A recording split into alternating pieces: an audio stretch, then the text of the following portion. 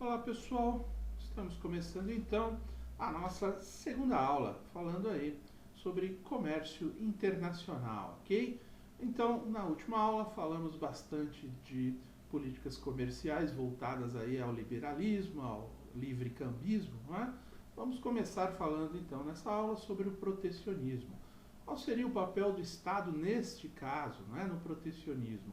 Uma definição e implementação de políticas desenvolvimentistas. Então aqui o Estado ele não vai deixar na mão do capital privado esse tipo de política, não é? Ele vai interferir, ele vai implementar quais são as políticas de desenvolvimento que o Estado deseja, não é? Que a classe política direciona o país, vamos dizer assim, não é? Controle das importações e promoção das exportações. Então, sempre que há uma intervenção do Estado no comércio internacional, né, na economia de forma geral, ele busca importar menos, né, e exportar cada vez mais para haver uma balança comercial favorável, né, trazer mais riquezas para os países, enfim, para os países, né, porque dessa forma eles entendem que conseguem equilibrar a economia, reduzir juros e fazer algumas outras coisas, ok? É uma forma de se pensar que nem sempre dá muito certo, mas em geral, em regra, né, é isso que quando há essa interferência do Estado na política comercial internacional, nas políticas comerciais, tem esse tipo de pensamento, né, de controle de importações, importar cada vez menos e exportar cada vez mais. Imposição de barreiras ao comércio internacional. Então aqui começam, sempre que há intervenção do Estado na política comercial, surgem as barreiras tarifárias e barreiras também não tarifárias, ok? Que vamos detalhar um pouco mais adiante. Protecionismo e países desenvolvidos. Então, como falamos, né, na nossa primeira aula, não existem países totalmente liberais e também totalmente protecionistas, né? Até os países mais fechados no mundo, eles têm algum parceiro ali, né? Algum país, uma mega potência, que de alguma forma faz, né? Nem que seja um único país, faz ali um comércio internacional, fornecendo aquilo que esses países necessitam, né? E fazendo algum tipo de troca, comprando também algo desses países, para que eles possam se desenvolver, pelo menos timidamente ali, mas de alguma forma se desenvolvam, ok? O setor agrícola e o setor têxtil são dois setores aí que nos países mais desenvolvidos do mundo existe sempre algum tipo de subsídio, algum tipo de proteção, não é? Então, mesmo os mais liberais, né, os que gostariam de trabalhar com livre cambismo, acabam fazendo algum tipo de protecionismo, não é? Principalmente quando existe a interferência do Estado, não é? No comércio, nas políticas de comércio internacional, tá bem? Quais são os argumentos favoráveis, né, aqueles que defendem aí o protecionismo? A proteção à indústria nascente. Então, uma indústria nova, ela está nascendo ali, ela está tentando se estabelecer, ela precisa de algum tipo de proteção para que ela consiga, não é, vencer essa fase de nascimento, né, até chegar aí a uma estabilidade, ok? E o próprio Raul Prebisch aí, as substituições de importação, não é? Fazendo o que? No nosso país, no Brasil, isso é corriqueiro, né? Faz anos que a política nacional, né, a política econômica nacional é voltada para esse tipo de redução de importações e aumento de exportações. Então, tudo aquilo que nós não temos tenta-se se substituir por essas importações, né, ou desenvolver internamente, ou produtos similares que possam, de alguma forma, reduzir a necessidade de importação de algum item, tá bem? Pensa-se, né, tem aí também, em alguns momentos, uma ideia de que há uma redução do desemprego, porque quando você importa menos, não é? Você cria essa necessidade de se produzir mais dentro do país e você consegue aumentar a oferta de emprego, ok? Isso estamos tratando aqui de teoria, argumentos favoráveis. Se isso é verdade ou não, isso depende muito do âmbito do país, da política econômica, tá bem? Mas são os argumentos utilizados aí na grande maioria das vezes por quem protege, né? Por quem gosta de adotar políticas de protecionismo, ok? Também tem aí uma certa proteção à indústria estratégica, né, de natureza estratégica, e a autonomia econômica, não é? Com políticas econômicas mais rígidas, de maior controle. Então, tem-se a sensação de que você consegue produzir, né, proteger as indústrias estratégicas para o seu país de alguma forma, tá bem? A economia de divisas, né, déficit evitar qualquer tipo de déficit no balanço de pagamento. Então, tenta-se economizar, né, dinheiro na redução das importações, fazer com que não ocorram, né, déficit no balanço de pagamentos. Né? Você consegue receber mais receita do exterior do que enviar receita para o exterior, ok? Impedimento ao comércio desleal. Aí sim, né? Então algumas políticas de protecionismo, elas funcionam também para impedir qualquer tipo de comércio desleal, não é? Que possam de alguma forma, aí, por exemplo, quando você importa material, né, produtos de um outro país que utilize, por exemplo, o trabalho escravo, ou países que utilizam material de segunda qualidade, enfim, né? Existe aí alguns protecionismos que são permitidos, né? Não são proibidos, né? Não são proscritos. Alguns são permitidos em função de algumas políticas desleais que alguns mais espertos sempre tentam estabelecer, ok? Muito bom. E as críticas, né, ao protecionismo, assim como vimos as críticas lá atrás ao liberalismo, temos também as críticas ao protecionismo.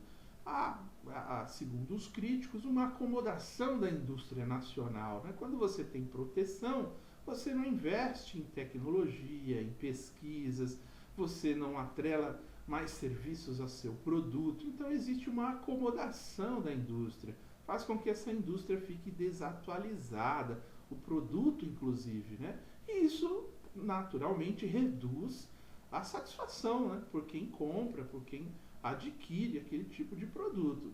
E as reservas de mercados e monopólios, né? Você acaba criando umas certas reservas, ou seja, alguns empresários ficam muito maiores do que deveriam ser porque eles estão protegidos. Então eles criam reserva onde só eles podem atuar, criam monopólios. E isso faz mal para o mercado de uma forma geral, não é? Isso reduz a competitividade, reduz a qualidade, reduz os serviços, enfim. De forma geral, essas são as críticas aí. No momento atual, né, no mundo de hoje, o protecionismo ele é preponderantemente não tarifário. Por quê? Né? Porque existem vários acordos tarifários entre os países para comércio internacional. Então, o comércio internacional hoje em dia ele está muito baseado em acordos, né? Acordos que existem entre países de um bloco, entre países de outros continentes, não é? Que favorecem algum tipo de acordos tarifários melhores, né? Ou seja, estabelece ali uma tarifa externa comum, né? Chamada de TEC, aí, onde se reduz aquele tipo de tarifa para a troca entre esses países, não é? Fazendo com que o protecionismo ele seja reduzido. Não é? E também, né, existem algumas adoções de procedimentos administrativos, como, por exemplo, você pode pedir um controle de qualidade no embarque, você pode pedir uma atenção maior para algum tipo de procedimento com pagamento antecipado.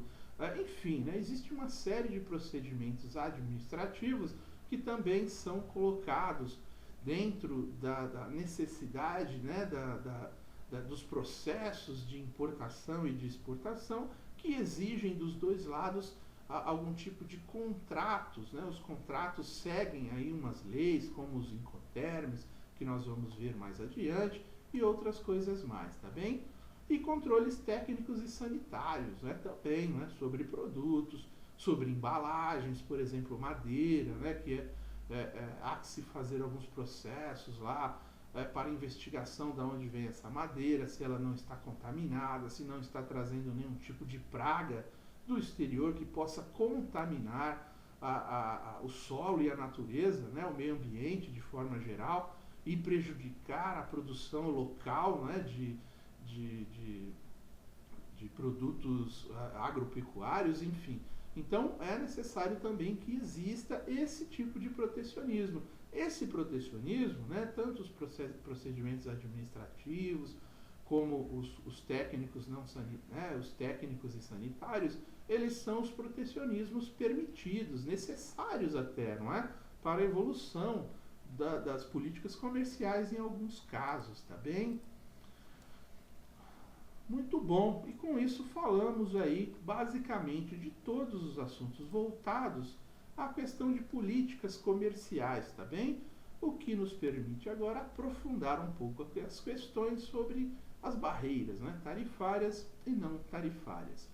As barreiras tarifárias, elas podem ser ad valorem, né, que é percentual sobre a compra ou sobre a venda, né? Então eu ponho uma tarifa lá, olha, para esse tipo de produto eu vou exportar para um determinado país, uma determinada região, a tarifa é de 10%, 15%, 20%, enfim, existem tabelas aí para cada tipo de produto, né? Então as tabelas do imposto de importação aí, elas vão estabelecer quais são as tarifas ad valorem, qual é o percentual.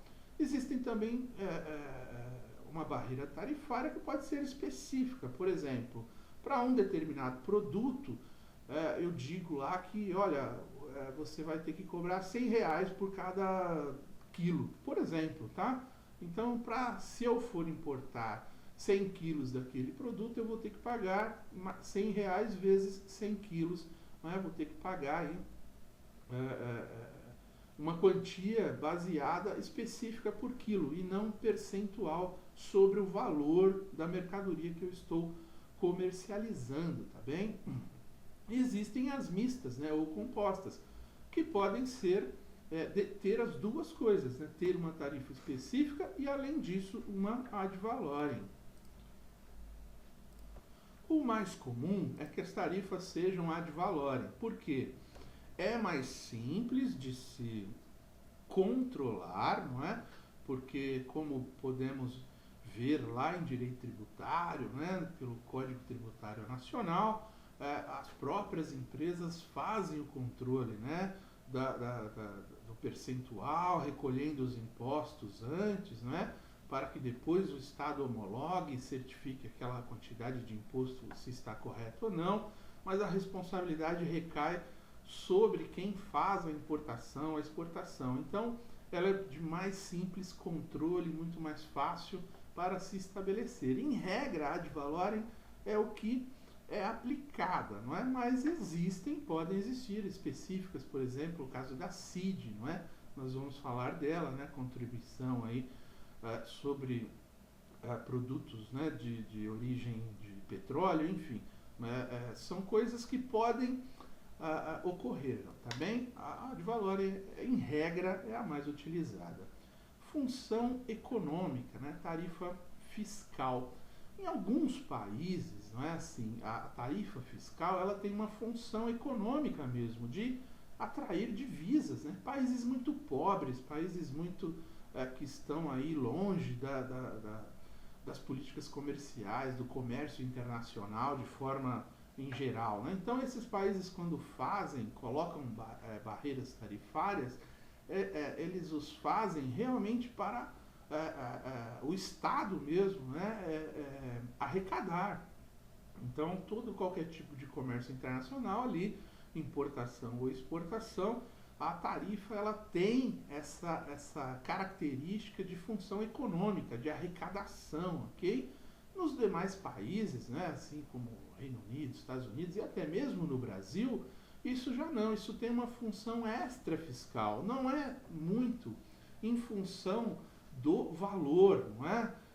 Se bem que no nosso caso eu não sei não, né, levanta algumas suspeitas, porque os impostos no Brasil são bastante altos, mas de uma maneira, vamos dizer assim, prática, no Brasil, esse tipo de imposto, né, importação e exportação, ele teoricamente ele é muito mais para controle do que para arrecadação. Ele não arrecada uma quantidade assim tão, tão alta de recursos.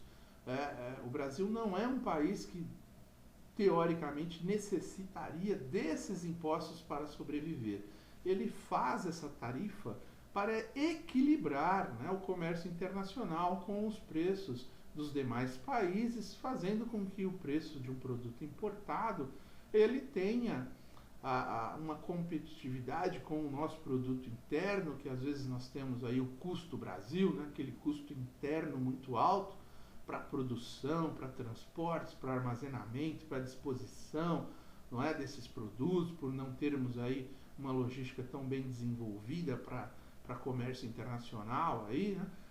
E para circulação de produtos dentro do país, né? Devido até mesmo a extensão do nosso país ser bastante, né? Uma extensão grande, então, enfim, nesses países mais desenvolvidos, a tarifa ela não tem uma função econômica, uma função de arrecadação, tá bem?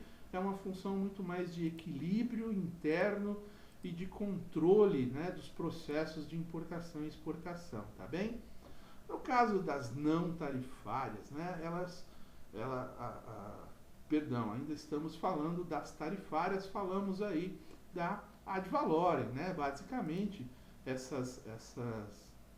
esses itens que falamos aí de fiscalização, de controle interno, controle externo, né, de função econômica, a ad valorem ela atua bastante bem nesse tipo de caso. E a específica, para que ela existe? Né? Quando ela é fixa, né, em dinheiro por unidade física do produto, é a mesma coisa, tá bem? Com função econômica ou não econômica. A vantagem, você tem uma proteção contra a diminuição do preço do produto importado do concorrente. Então, você estabelece lá sempre um valor, né? Olha, esse valor é fixo, ou seja, quando o cara for vender, o importador for vender esse item, óbvio que ele vai ter que colocar essa taxa específica no preço. Isso vai fazer com que o preço se assimile mais facilmente ao preço do produto interno, não é? Por isso que a tarifa específica ela é difícil de ser implementada, porque você teria que ficar todos os meses fazendo a correção desse valor para corrigir com o preço interno, não é? Isso daria muito trabalho. Então ela é pouco utilizada, praticamente hoje em dia acho que não existe mais. Pode existir um caso específico, outro como eu citei aí o caso da CID, não é? Nós vamos ver mais adiante do que se trata. A desvantagem, um grau de proteção varia no sentido inverso a relação ao preço da importação. É isso que nós falamos, né? Assim, de acordo com o mercado interno, esse tipo de proteção, se você coloca um valor ali fixo e você fica um tempo muito grande sem atualizar aquele valor, ele pode, na verdade, trazer um benefício, ao passo que se fosse ad valorem, né? Se fosse percentual, ele automaticamente equilibraria, né, esses preços, enfim. De forma geral, é isso aí. Induz a produção de produtos mais baratos, né, aqueles que são mais protegidos. Né? Então, quando você tem uma tarifa muito alta para um determinado item lá, internamente alguém vai fazer um produto mais barato para conseguir ter vantagem ali naquele mercado, não é? E o produto com maior qualidade, por ter uma tarifa específica muito alta, vai acabar perdendo competitividade e com isso todos vão perder, ok? Então, como falamos aí, a tarifa ad valorem é um percentual, né, determinado do valor do produto importado. Ela tem como vantagem aí distingue pequenas diferenças de preços, né? Então, se você tem um preço no mercado interno e externo, você, através de uma tarifa percentual, você consegue acompanhar melhor as flutuações de preços, tanto externas quanto internas, fazendo com que se equilibrem melhor a própria competitividade, não é? Mantém um grau de proteção em períodos de variação de preços, com tudo isso que acabamos de falar. E a desvantagem, teoricamente, uma administração complexa, mas não a administração da arrecadação do imposto. Como eu falei, ela é mais usada porque ela passa para o contribuinte, vamos dizer assim, a obrigação de fazer a arrecadação daquele imposto, né? O cálculo, recolher os impostos, comprovar ao Estado que comprovou, né, que recolheu. A desvantagem da administração complexa aqui é que o Estado precisa criar uma administração pública bastante grande, né? Tem que ter vários funcionários para acompanhar a valoração aduaneira, né? Ou seja, evitar dumping, evitar preços através de subsídios aí fortalecidos por alguns países, que nós vamos aprofundar aqui. Então, assim, isso torna a administração complexa, porque você tem que vigiar os preços para identificar se não estão ocorrendo aí práticas desleais no mercado, tá bem? E a tarifa mista, ela vai levar em consideração, né, uma utilização de uma forma combinada dos dois tipos de alíquota, né? Uma específica mais um percentual. Também pode existir para algum tipo de item, não é? Que seja necessário, enfim, não é? Quais são aí os efeitos da aplicação da tarifária, né? De uma barreira tarifária? Sobre a produção e a renda, não é? Ela vai ter um efeito sobre a produção e a renda. Se você elevar muito o percentual de imposto, você vai inibir a produção, ou se você reduzir, você vai incentivar a produção e a própria renda, não é? De acordo com o tanto, né, o tamanho da tarifa que você está colocando naquele produto. Os recursos podem ser retirados, né, de um produto X para um produto M, dependendo do percentual. Então você tem que tomar cuidado com isso no mercado. Às vezes você tem dois produtos competitivos no seu país, mas um você taxa de mais e o outro de menos. O que acontece? Todo mundo deixa de produzir aquele que tem muita taxa e vai para o outro produto. Isso faz com que haja um desequilíbrio, haja aí uma concentração, né, reduz a competitividade, reduz a qualidade dos itens, enfim, tem que se tomar muito cuidado com as políticas tarifárias, tá bem? Altera a distribuição da renda, né? Quando você taxa um produto de mais e outro de menos, você causa aí um desequilíbrio no mercado, né? A renda vai somente para um lado e o outro fica dependendo aí de subsídios para conseguir sobreviver, enfim. Quando você altera a distribuição da renda, você faz com que haja um desequilíbrio no mercado, tá bem?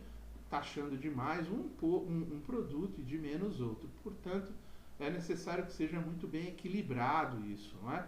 E tomar cuidado com isso, né? Porque não quer dizer que você tem que taxar todos os produtos com o mesmo percentual. Às vezes, um produto tem uma escala, né, de valor, de quantidade bastante diferente do outro, de regiões para regiões do país, onde há mais recursos para se produzir, onde há menos. Então, por isso que estabelecer uma política de impostos regionais, federais, ela é bastante complexa, não é? Por isso que dá trabalho para fazer, mas ela tem que ser, ela tem que ter essa equidade, né? Ser igual para os iguais e desigual para aqueles que são desiguais, fazendo com que a igualdade seja a maior possível entre todos, ok? Dentro do país.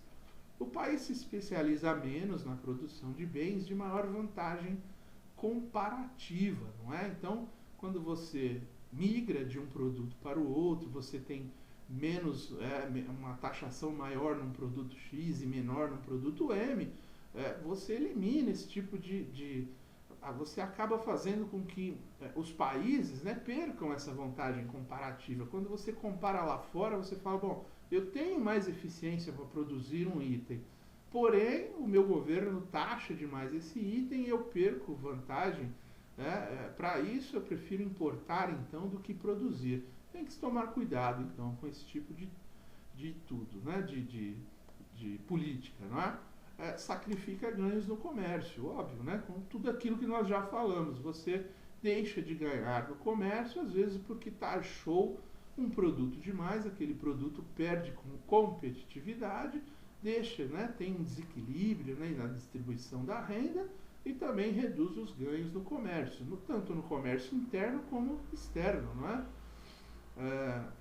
Sobre as receitas do governo, né, você tem tarifas normais, todas essas que nós já discutimos, tem que haver aí uma política bastante bem feita, não é? Bem administrada, bem controlada. Tem aquela tarifa proibitiva, né? Aquilo que nós falamos. Se você tem um determinado item que você vende muito, aí o governo vai lá e fala, nossa, eu vou ganhar muito dinheiro agora, porque eu vou taxar esse produto aqui, como ele vende muito, uma parte eu vou aumentar os impostos. Quando ele faz isso, ele transforma aquele item num item que vai arrecadar às vezes até menos, não é? Porque ele vai deixar de vender, as pessoas vão deixar de comprar aquele item porque o imposto é muito alto. E o governo, quando estava pensando em ganhar mais, ele vai acabar ganhando menos, porque as pessoas vão migrar, vão substituir aquele item por um outro. E tarifas redundantes, né? Tarifas que às vezes você cobra em vários processos do mesmo item, fazendo com que aquilo fique muito caro, enfim. Então, todos esses estudos, né, eles têm que ser muito bem realizados e as tarifas muito bem aplicadas para que se estabeleça um equilíbrio, tenha uma distribuição de renda eficiente, né, não sacrifique os ganhos de comércio, o governo fique com uma parte do imposto para que ele tenha condições de fazer a manutenção aí de toda a máquina estatal e oferecer os serviços que o setor privado não quer investir, não é?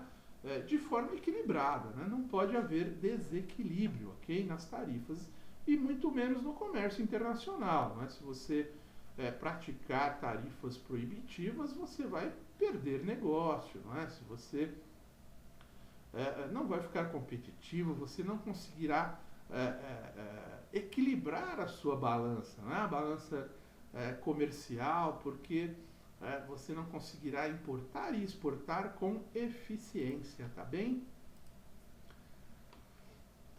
Efeitos, né, da aplicação de uma tarifa sobre a concorrência. Ela reduz a eficiência da produção, não é isso? Como nós falamos até aqui, se você tem um efeito, não é, você reduz a concorrência, automaticamente você reduz a produção. A concorrência, ela é necessária para que os países, as indústrias, não é, o comércio, as pessoas, os serviços, elas sejam cada vez mais competentes, cada vez mais eficientes, ok? A concorrência é que move esse tipo de coisa. Quando você elimina a concorrência através de aplicação de tarifa, fazendo com que um produto lá de fora perca competitividade com os produtos internos, você perde redução, né? Você reduz a eficiência da sua produção e gera perda para os consumidores, perda de qualidade, não é? Perda de confiabilidade do produto, perda de opções, não é? Então, enfim, gera perda qualitativa, não é? Não só quantitativa, né? De valores, enfim.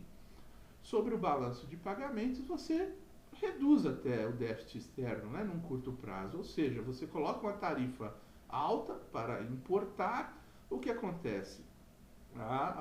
Os importadores reduzem as quantidades ou param de importar determinados itens. Isso faz com que a sua balança comercial tenha, por um curto prazo, aí, uma redução em déficit. Né? Se você tiver um déficit muito grande externo, ou seja, se você importa muito mais do que você exporta. Isso faz com que você tenha déficit. Num curto prazo você consegue resolver isso, mas você não consegue manter isso por longo prazo. Isso cria convulsões sociais, né? Isso cria disputas, enfim. Não dá para se fazer esse tipo de coisa por longos prazos, porque dificulta o comércio internacional, tá bem? E as barreiras não tarifárias, não é? Vamos aqui aprofundar um pouco sobre o conceito. As causas recentes das BNTs, aí, que são as não tarifárias, né, barreiras não tarifárias, baseou-se em recessões, né, nos anos 70, proteção de interesses não econômicos, nem sempre, né? Então tem alguns interesses que precisam ser aprofundados para entender por que se criou uma barreira não tarifária, não é? O recomendado é que se reduza as barreiras não tarifárias, né? As barreiras tarifárias, elas são permitidas no comércio internacional, não é? O comércio internacional, ele vai sempre querer pregar pelo livre cambismo, para que todos os países estabeleçam uma política de tarifa zero. Como isso é uma utopia, é praticamente impossível de acontecer nos dias de hoje, tenta-se reduzir, né, ao máximo, mas elas são permitidas. No caso das barreiras não tarifárias, no comércio internacional, elas devem sempre ser evitadas, né, no caso, ou reduzidas ao máximo, tá bem? Fazendo compromissos multilaterais, acordos regionais, ok? Estabelecendo blocos econômicos, enfim.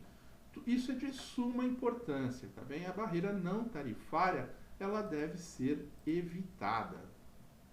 Muito bom.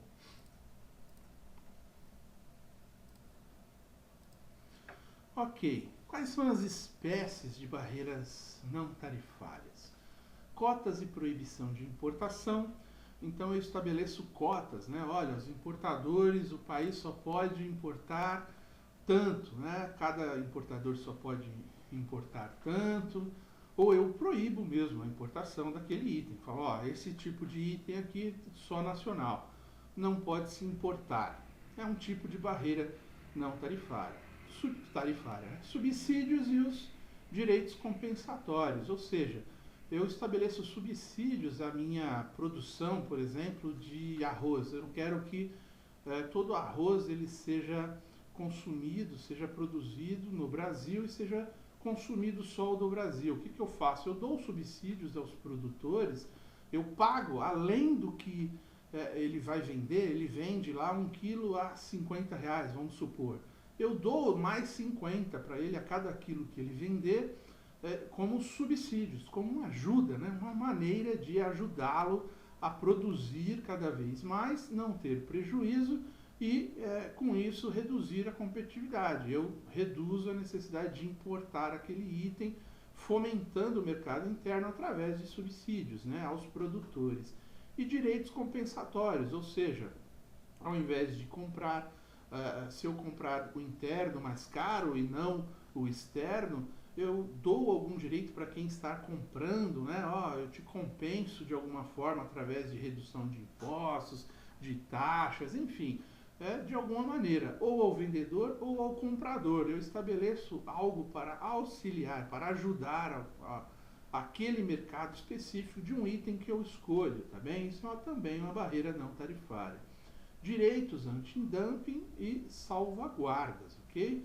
Antidumping simples, né? Um país que pode vender um produto muito barato para um outro país para quebrar uma indústria interna lá, e depois que isso acontecer, não é? Aí sim ele vai e eleva os preços dele porque não existe mais aquela concorrência interna. Então, às vezes, esses direitos antidumping, eles funcionam como uma barreira não tarifária, evitando, né, que esse tipo de importação seja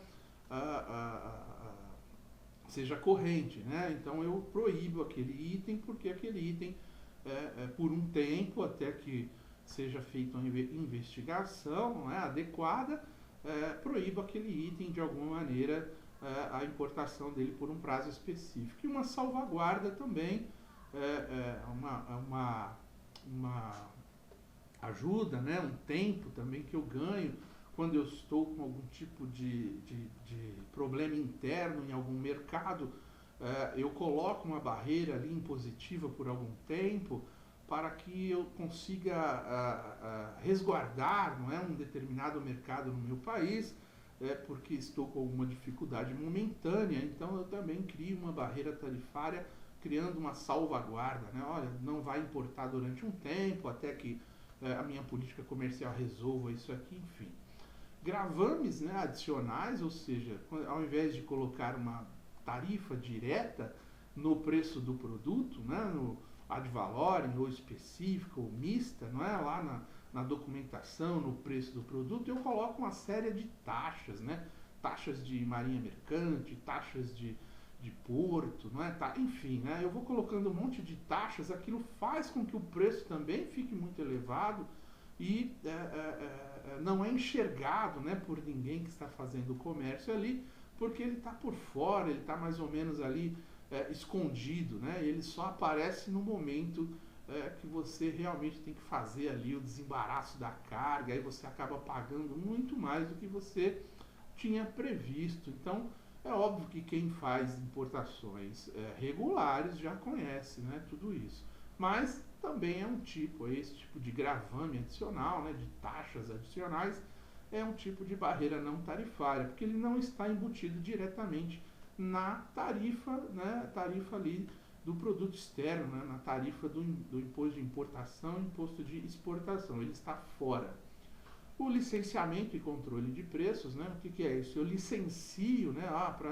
Para você adquirir aquele produto, você tem que ter licença para isso. Quando eu faço isso, eu dificulto a licença através de exigências, né, exorbitantes, fazendo com que quase ninguém consiga aquela licença, logo aquele produto não será importado, porque ninguém tem licença. Ou estabeleço um controle de preços, né? Olha, você só pode importar esse produto, mas cada quilo que você importar, além do que você pagar, você vai ter que me pagar também, aqui no caso do governo, né, como uma tarifa específica, né, metade, a outra metade, ou seja, se você vai comprar por um, você vai ter que pagar dois, um para quem você está importando e um para o governo. Esse tipo de controle de preços também é considerado aí, né, pelo nível de tarifa muito elevada, né, é uma barreira não tarifária. E os controles sanitários e inspeção para embarque. Esses já são mais permitidos, não é assim, vamos dizer, você tem que se fazer os controles sanitários, eles são exigidos, né, aí pela saúde, pelo meio ambiente. As inspeções pré-embarques também, quando você quer confirmar a qualidade do produto num outro país, né, você exige uma inspeção pré-embarque. Apesar desses dois últimos serem aí bastante comuns, eles são permitidos, mas também não deixam de ser aí um tipo de barreira, ok? Uma barreira não tarifária, é uma exigência a mais, né, para o caso de importação e exportação, tá bem? Ainda temos também monopólios estatais e compras governamentais, não é assim? Monopólio estatal, né? Ou seja, só uma empresa estatal produz aquilo internamente e eu proíbo a importação, fazendo com que todos adquirem aquilo somente daquela empresa. Estabeleço um monopólio estatal, né? E as compras governamentais, quando eu realizo, eu deixo de fora as empresas, né, do exterior, eu só compro das empresas de dentro do país. Isso também é uma barreira não tarifária, né? Como, por exemplo, eu abro uma concorrência, né, para fazer uma obra e não permito que empresas de fora participem dessa concorrência, mesmo sendo uma obra muito cara. É um tipo de barreira, né? Uma bandeira nacional ou similaridade, ou seja, a bandeira nacional eu exijo que o produto ou o transporte ele tem uma bandeira nacional, ou seja, eu só compro determinado item se a sua importação, eu só permito você fazer importação se você utilizar um navio nacional, ou seja, o frete você terá que pagar aqui para o Brasil e não para uma empresa do Brasil e não para uma empresa do exterior. Também esse tipo de exigência, né, dificulta o comércio internacional, porque ele não é livre. Eu posso contratar quem eu quiser, não é mesmo? Não um que tenha bandeira nacional apenas. Mas existem alguns países e alguns casos que são exigidos. E a similaridade é quando eu não permito que você importe algo que já existe dentro do meu país. Ora, por que você está importando algo que a tecnologia é exatamente igual, o produto é exatamente igual, assim, né, as características físicas, químicas, biológicas são as mesmas, por que você está importando isso? Não, você não pode, tem que comprar o nacional, porque nós temos um similar aqui dentro, então não há necessidade de se importar. Também uma barreira não tarifária. Procedimentos aduaneiros especiais e conteúdo nacional, não é? Quando eu coloco procedimentos para os processos de importações para determinados itens, né, que exigem muito mais do que para outros itens, né? Ou seja, ele é especial só para aquele tipo de item, eu dificulto também aí essa questão das barreiras, não é? E conteúdo nacional, ou seja, você pode até importar um determinado item, mas aquele item ele tem que necessariamente ter adquirido uma matéria-prima ou algo do nosso país para que você possa comprar aquele produto beneficiado. Mas eu estabeleço lá, olha, tem que ser pelo menos de 50%, 60%, 30% de material comprado do nosso país. Enfim, uma parte daquele produto ele tem que ter sido primeiro importado, exportado, para que depois você possa comprá-lo, não é? Com essa composição com conteúdo nacional. Acordos voluntários de restrições às exportações. Então, alguns países fazem acordos voluntários para restringir, né, exportações de um país para o outro, para proteger de alguma maneira as duas indústrias, enfim. Isso também ocorre, né? É comum, não é tão incomum assim. Por isso, todas essas são citadas aí como exemplos de barreiras não tarifárias, tá bem? Também temos controles cambiais, não é? Quando você coloca lá licenças para compras de moedas estrangeiras, quando você restringe isso, né? Colocando licenças bastante difíceis, né? De serem tiradas, né? Para comprar qualquer tipo de moeda estrangeira, para fazer pagamento, enfim. Taxas múltiplas de câmbio, né? Você coloca um câmbio com taxas diferenciadas para quantidades, para preços, enfim. Você estabelece, quando você dificulta através de política cambial a importação também, não é? É uma barreira não tarifária. Depósitos prévios à importação, né? Ou seja, para eu importar algo, eu tenho que fazer um depósito prévio daquele dinheiro, daquele montante, enfim, 6 meses antes, 1 ano antes, senão eu não posso comprar aquele material. Isso também onera bastante a importação e dificulta, né, de forma bastante direta, tá bem? Muito bom, vamos parar por aqui então, nossa segunda aula. Voltamos na próxima. Até aqui, eu agradeço, muito obrigado, até mais.